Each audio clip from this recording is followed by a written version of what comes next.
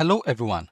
In today's video, I'll show you how to rebuild a Windows search index to improve search speed and get more accurate results on your PC.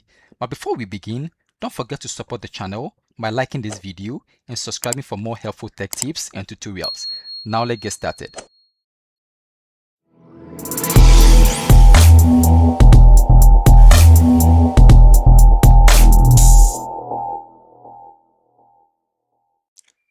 So to rebuild the Windows search index, we are going to click on the Start and then we tap Control Panel. Okay, so I'm going to click on the Control Panel. So at the Control Panel, you are going to look for indexing option. So I'm going to click on this indexing option.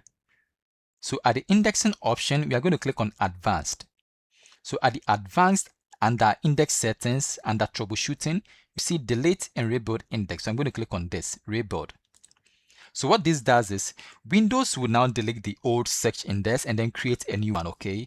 And rebuilding the index might take a long time to complete, depending on one, your number of files, your PC speed, and then storage size, okay?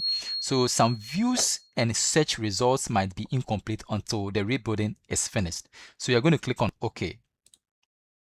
Okay, so my indexing is complete and I have 13,578 items indexed. Okay, so when you are done like this, you are going to click on Close.